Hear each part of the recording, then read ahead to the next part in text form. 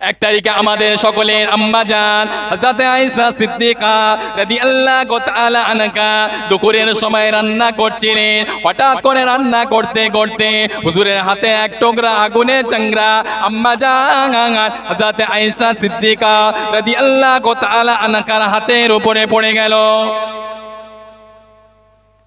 আম্মা জান হযরত আয়েশা সিদ্দিকা রাদিয়াল্লাহু তাআলা আনহা জ্বালা যন্ত্রণা সহ্য করতে না পেরে হুজুর আমার চটপট করে কান্নাকাটি করছিলেন। হঠাৎ করে হুজুরের এমন একটা কথা মনে পড়ে গেল, তাই রান্না বান্না ফেলে রেখে ঘরের দরজা জানালা বন্ধ করে আল্লাহ পাকের দরবারে অজর নয়নে জারে জার হয়ে কাঁদছিলেন। এদিকে আমার আপনার নবী নূর নবী দয়া নবী আখিরি জামানার পয়গম্বর জনাবে মুহাম্মদুর রাসূলুল্লাহ সাল্লাল্লাহু আলাইহি ওয়াসাল্লাম আম্মা জান হযরত আয়েশা সিদ্দিকা রাদিয়াল্লাহু তাআলা আনহার ঘরের ভিতরে প্রবেশ করলেন। ঘরের ভিতরে প্রবেশ করে দেখে আম্মা জান হযরত আয়েশা সিদ্দিকা রাদিয়াল্লাহু তাআলা আনহা নামাজের পাটিতে বসে বসে আল্লাহ পাকের দরবারে অজর নয়নে জারে জার হয়ে কাঁদছিলেন। আল্লাহ নবী জিজ্ঞাসা করলে, ও বিবি আয়েশা, তুমি দুপুরের সময় রান্না বান্না ফেলে রেখে দরওয়াজা জানালা বন্ধ করে কেন তুমি কাঁদছো, কি হয়েছে? আম্মা জান হযরত আয়েশা সিদ্দিকা রাদিয়াল্লাহু তাআলা আনহা বললেন, ইয়া রাসূলুল্লাহ ইয়া হাবিবাল্লাহ হুজুর, আমি দুপুরের সময় রান্না করছিলাম, হঠাৎ করে উনানের ভিতর থেকে এক টুকরা আগুনের চাংড়া আমি আয়েশা আমার হাতের উপরে পড়ে গিয়েছে। জ্বালা যন্ত্রণা সহ্য করতে না পেরে আমি আয়েশা কাঁদছিলাম। হঠাৎ করে আমার মনে পড়ে গেল আল্লাহ পাকের দুনিয়ার আগুনের চেয়ে জাহান্নামের আগুনের আগুন আরো কঠিন হবে। দুনিয়ার আগুনের চেয়ে জাহান্নামের আগুন আরো কঠিন হবে। দুনিয়ার আগুনের চেয়ে জাহান্নামের তাপ আরো কঠিন হবে। এই না কথা মনে করে আমি আয়েশা রান্না বান্না ফেলে রেখে দরওয়াজা জানালা বন্ধ করে আল্লাহ পাকের এর আযাবে জাহান্নামের ভয়ে কাঁদছি।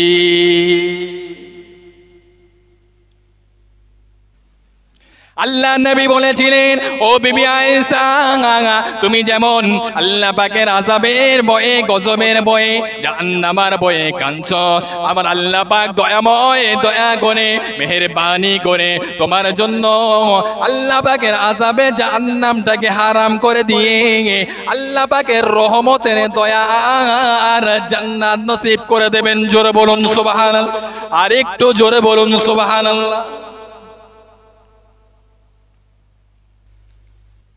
আম্মা জান হযরত আয়েশা সিদ্দিকা রাদিয়াল্লাহু তাআলা আনহা আমার নবীকে বললেন, ইয়া রাসূলুল্লাহ ইয়া হাবিবাল্লাহ হুজুর, কাল কিয়ামতের ময়দানে বাসারের ময়দানে আল্লাহ পাকের কোটি কোটি কোটি কোটি বান্দা বান্দি অন্যান্য নবী আলাইহিমুস সালামের উম্মত উম্মতি কোটি কোটি বান্দা বান্দি থাকবে।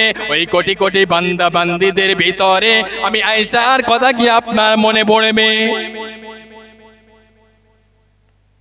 পৃথিবীর জমিনে আমি আয়েশা আমাকে 5 মিনিট যদি না দেখতে পান, আপনি চটপট করে ইয়া রাসূলুল্লাহ ইয়া হাবিবাল্লাহ হুজুর, আমি যদি পৃথিবীর জমিনে আপনাকে 5 মিনিট না দেখতে পাই, আমি আয়েশার অন্তরটা চৌচির হয়ে যায়। কোথায় গেলে আপনাকে দেখতে পাবো, কোথায় গেলে আপনার সাক্ষাৎ হবে, এই না চিন্তায় পেরেশান হয়ে যায়। যখন না আপনার চাঁদ মুখ নূরানি চেহারা মোবারকটা দেখি, আমি আয়েশার অন্তরটা ঠান্ডা হয়ে যায়। কিয়ামতের ময়দানে কোথায় গেলে আপনাকে দেখতে পাবো? আল্লাহ নবী বলেছিলেন, ও বিবি আয়েশা, কিয়ামতের ময়দানে মাশারের ময়দানে আমি রাসূলুল্লাহ আমার সঙ্গে তোমার সাক্ষাৎ হবে না। আম্মা জান হযরত আয়েশা সিদ্দিকা রাদিয়াল্লাহু তাআলা আনহা অঝর নয়নে জার জার হয়ে কাঁদতে লাগলেন। ইয়া রাসূলুল্লাহ গে, ইয়া হাবিবাল্লাহ গো, আমি আয়েশা আপনাকে না দেখলে আমি আয়েশা থাকতে পারবো না। ইয়া রাসূলুল্লাহ গে, ইয়া হাবিবাল্লাহ গো, আমি পেরেশান হয়ে যাব, আমি চিন্তিত হয়ে যাব, আমি পাগলিনী হয়ে যাব। ইয়া রাসূলুল্লাহ গে, ইয়া হাবিবাল্লাহ গো, কোথায় গেলে আপনার সঙ্গে দেখা হবে? আমি আয়েশা, আমাকে কি একটু বলা যাবে না? আমি আয়েশা সেখানে গিয়ে পৌঁছে যাব।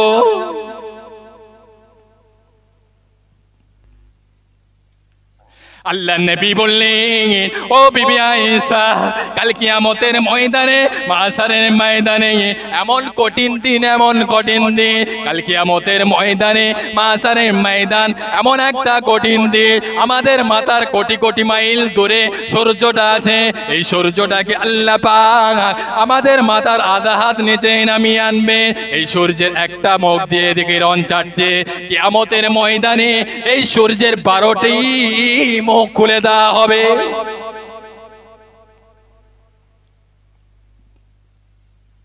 12টা মুখ খুলে দেবে, 12টা মুখ দিয়ে কিরণ ছাড়বে, জমিনটা পুড়ে লাল তামাক হয়ে যাবে।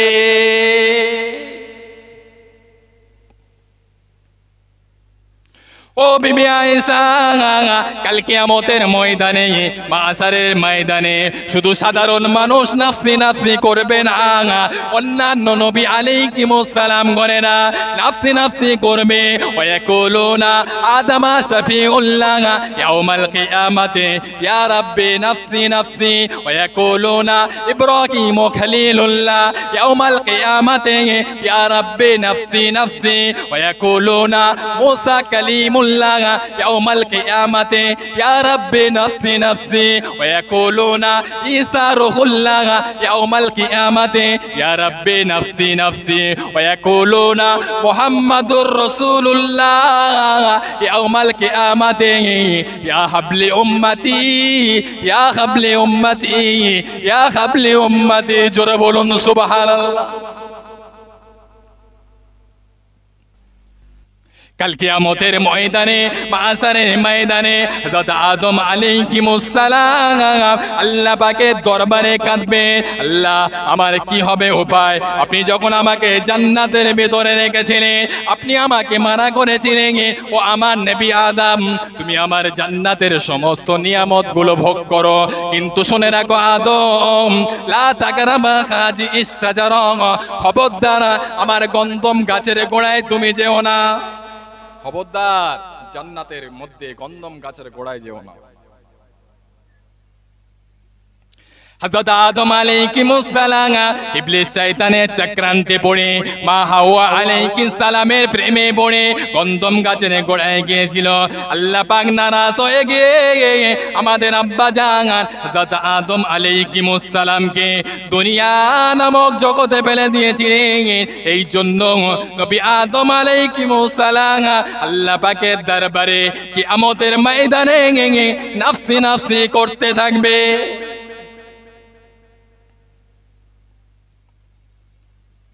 ও জনেরা, যুবকেরা, ও আমার নবী পাকের উম্মত উম্মতিরা, হযরত ইব্রাহিম আলাইহিস সালাম আল্লাহ পাকের দরবারে অঝর নয়নে কাঁদতে থাকবে। কারণ হলো আল্লাহ পাক নবী ইব্রাহিম আলাইহিস সালামকে তারাদের ঘরে, মসজিদের ঘরে পাঠিয়েছিলেন। ওনার বাবা আজর মূর্তি পূজা করত। নবী ইব্রাহিম আলাইহিস সালাম মনে করলেন, আমি আল্লাহ পাকের জান্নাতে যাব, আমার আব্বা জান জাহান্নামে যাবে। না না, কখনো হতে পারে না। নবী ইব্রাহিম আলাইহিস সালাম আল্লাহ পাকের দরবারে দোয়া করেছিলেন, আল্লাহ পাক আমার আব্বা জানকে কলেমা পড়িয়ে মুসলমান করে দেন। আল্লাহ পাক জানিয়েছিল, ও আমার নবী ইব্রাহিম, কোন কাফের বেঈমানদের জন্য আমি আল্লাহ আমার দরবারে দোয়া চাইতে নিষেধ করে দিয়েছি। আর একবার যদি তুমি দোয়া চাও, আমি আল্লাহ পাক তোমাকে নবী দত্ত থেকে নামটা কেটে দেব।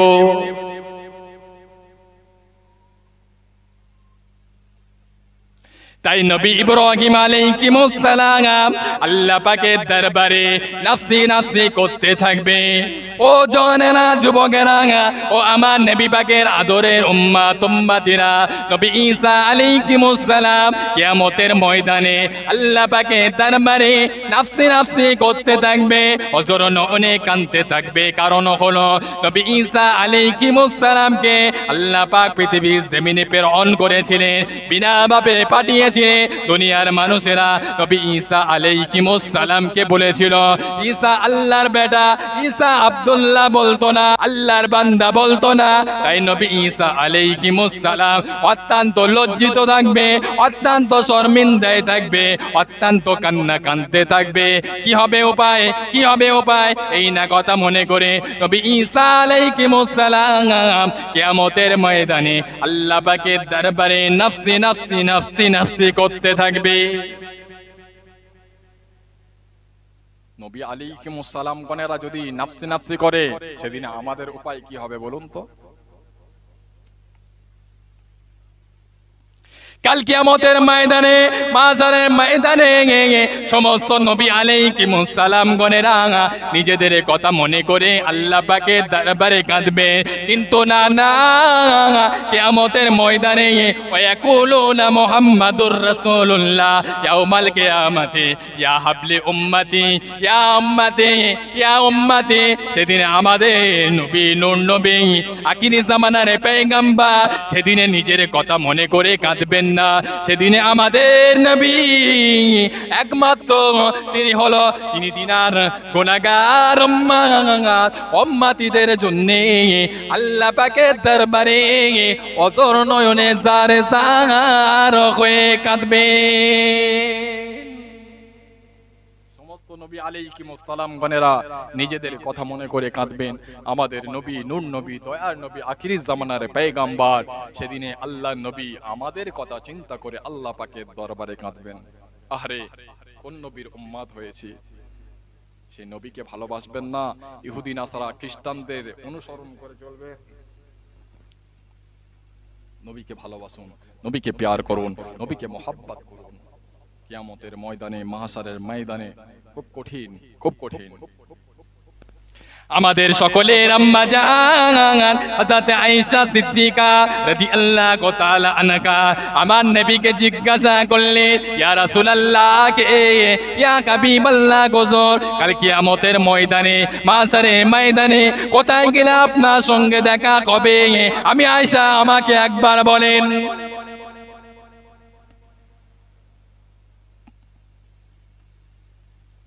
আল্লাহ নবী বললেন, ও বিবি আয়েশা, কাল কিয়ামতের ময়দানে, মাহশারের ময়দানে আমি রাসূলুল্লাহ আমার সঙ্গে যদি দেখা করার দরকার হয়, সাক্ষাৎ করার দরকার হয়, হাউজে কাউসারের কাছে খোঁজ করবেন। আম্মা জান হযরত আয়েশা সিদ্দিকা রাদিয়াল্লাহু তাআলা আনহা বললেন, ইয়া রাসূলুল্লাহ কে, ইয়া হাবিবাল্লাহ হুজুর, আপনি কেন হাউজে কাউসারের কাছে দাঁড়িয়ে থাকবেন? ওখানে আপনার কি দায়িত্ব আছে? আল্লাহ নবী পাক জবানে ঘোষণা করলেন, ও বিবি আয়েশা, কাল কিয়ামতের ময়দানে, মাহশারের ময়দানে আমাদের মাথার কোটি কোটি মাইল দূরে আল্লাহ পাক সূর্যটা রেখেছে। এই সূর্যটাকে আমাদের মাথার আধা হাত নিচে নামিয়ে আনবেন। এই সূর্যের একটা মুখ দিয়ে কিরণ ছাড়ছে। কিয়ামতের ময়দানে এই সূর্যের 12টা মুখ খুলে দেওয়া হবে। তামাম হাসরবাসীরা পানি পানি পানি পানি করে চিৎকার করবে। ও বিবি আয়েশা, আমার গুনাহগার উম্মত উম্মতিরা যখন পানি পানি পানি পানি করে চিৎকার করবে, আমি রাসূলুল্লাহ থাকতে না পেরে আল্লাহ পাক আমাকে হাওজে কাউসারে দিয়েছে। আল্লাহ পাক কোরআন শরীফের ভিতরে বললেন, ইন্না আতাইনা কাল কাউসার, ও আমার হাবিব, আমি আপনাকে হাওজে কাউসার দিয়েছি। ও বিবি আয়েশা, আমি রাসূলুল্লাহ ওই দিনে, ওই সময়ে আমি রাসূলুল্লাহ হাওজে কাউসারের পানি নিয়ে আমার গুনাহগার উম্মত উম্মতিদেরকে পান করাতে থাকবো। জোরে বলুন সুবহানাল্লাহ। বিবি আয়েশা, আমি রাসূলুল্লাহর সঙ্গে যদি সাক্ষাৎ করা, দেখা করা দরকার হয়, হাওজে কাউসারের কাছে খোঁজ করবে। আমি রাসূলুল্লাহ আমার সঙ্গে তোমার দিদার নসিব হয়ে যাবে। আম্মা জান হযরত আয়েশা সিদ্দিকা রাদিয়াল্লাহু তাআলা আনহা আমার নবীকে বললেন, ইয়া রাসূলুল্লাহ কে ইয়া হাবিবাল্লাহ হুজুর, আর কোথায় গেলে আপনার সঙ্গে আমার দেখা হবে? বিবি আয়েশা, আমি রাসূলুল্লাহর সঙ্গে যদি দেখা করার দরকার হয়, সাক্ষাৎ করার দরকার হয়, মিজানের দাঁড়িপাল্লার কাছে খোঁজ করবে। ওখানে কি আপনার দায়িত্ব আছে? আল্লাহর নবী বললেন, ও বিবি আয়েশা, আমি রাসূলুল্লাহ তাকিয়ে তাকিয়ে দেখতে থাকব আমার গুনাহগার উম্মত উম্মতিদের নেকি এবং গুনাহ ওজন করছে। আমি রাসূলুল্লাহ তাকিয়ে তাকিয়ে দেখতে থাকব আমার উম্মত উম্মতিদের নেকির পাল্লাটা হালকা হয়ে যাচ্ছে, গুনার পাল্লাটা ভারী হয়ে যাচ্ছে। আমি রাসূলুল্লাহ যখন এই রকম অবস্থা দেখব, আমি রাসূলুল্লাহ আর থাকতে না পেরে আমার শাহাদাত আঙুলখানা নিয়ে নেকির পাল্লার উপরে চাপিয়ে দেব। চাপানোর সঙ্গে সঙ্গে নেকির পাল্লাটা ভারী হয়ে যাবে। জোরে বলুন সুবহানাল্লাহ। বিবি আয়েশা, আমি রাসূলুল্লাহর সঙ্গে যদি দেখা করার দরকার হয়, সাক্ষাৎ করার দরকার হয়, মিজানের দাঁড়িপাল্লার কাছে খোঁজ করবে। আম্মা জান হযরত আয়েশা সিদ্দিকা রাদিয়াল্লাহু তাআলা আনহা আমার নবীকে বললেন, ইয়া রাসূলুল্লাহ কে ইয়া হাবিবাল্লাহ হুজুর, আর কোথায় গেলে আপনার সঙ্গে আমার দেখা হবে? আল্লাহ নবী বললেন, ও বিবি আয়েশা, কিয়ামতের ময়দানে, মাহশারের ময়দানে আমি রাসূলুল্লাহর সঙ্গে যদি দেখা করার দরকার হয়, সাক্ষাৎ করার দরকার হয়, পুলসিরাতের পোলের কাছে খোঁজ করবে। আম্মা জান হযরত আয়েশা সিদ্দিকা রাদিয়াল্লাহু তাআলা আনহা বললেন, ইয়া রাসূলুল্লাহ কে ইয়া হাবিবাল্লাহ হুজুর, আপনি কেন পুলসিরাতের পোলের কাছে দাঁড়িয়ে থাকবেন? আল্লাহর নবী বললেন, ও বিবি আয়েশা, কিয়ামতের ময়দানে, মাহশারের ময়দানে পুলসিরাতটা হবে চুলের চেয়ে সরু, হীরার চেয়ে দার। ওই পোলটাকে আমার উম্মাত উম্মতি পার হতে থাকবে, পার হতে হতে টলমলো টলমলো করবে। আমি রাসূলুল্লাহ যখন এই রকম অবস্থা দেখতে থাকব, আমি রাসূলুল্লাহ আর থাকতে না পেরে আমার গুনাহগার উম্মত উম্মতিদেরকে হাত ধরে ধরে পুলসিরাতের পোলটাকে পার করিয়ে দেব। জোরে বলুন সুবহান, আর একটু জোরে বলুন সুবহানাল্লাহ। আম্মা জান হযরত আয়েশা সিদ্দিকা রাদিয়াল্লাহু তাআলা আনহা আমার নবীকে বললেন, ইয়া রাসূলুল্লাহ, হাবিবাল্লাহ, আর কোথায় গেলে আপনার সঙ্গে আমার দেখা হবে? আল্লাহর নবী বললেন, ও বিবি আয়েশা সিদ্দিকা রাদিয়াল্লাহু তাআলা আনহা, আমি রাসূলুল্লাহর সঙ্গে যদি দেখা করার দরকার হয়, আমি রাসূলুল্লাহর সঙ্গে যদি সাক্ষাৎ করার দরকার হয়, জাহান্নামের দরওয়াজার কাছে খোঁজ করবে। আম্মা জান হযরত আয়েশা সিদ্দিকা রাদিয়াল্লাহু তাআলা আনহা বললেন, ইয়া রাসূলুল্লাহ কে ইয়া হাবিবাল্লাহ হুজুর, আপনি নবীদের নবী, রাসূলদের রাসূল, আপনি কেন জাহান্নামের দরওয়াজার কাছে দাঁড়িয়ে থাকবেন? আপনার ওখানে কি দায়িত্ব আছে হুজুর?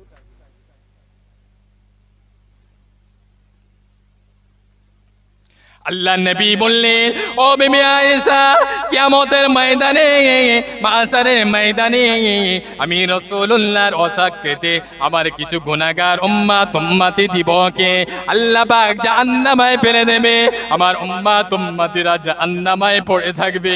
আমি রাসূলুল্লাহ আর থাকতে না পেরে জাহান্নামের দারোয়ান হযরত মালিক ফেরেশতাকে গিয়ে বলবো, ও ভাই মালিক ফেরেশতা, আমার উম্মত উম্মতিরা জাহান্নামে পড়ে আছে, আপনি তাদেরকে বার করে দেন, আপনি তাদেরকে বার করে দেন। আল্লাহ নবী ওখানে অপেক্ষা না করে ছুটে ছুটে ছুটে ছুটে আল্লাহ পাকের দরবারে চলে গিয়ে আল্লাহ পাকের দরবারে মাকামে মাহমুদে গিয়ে আল্লাহ পাকের দরবারে সিজদায় পড়ে যাবেন।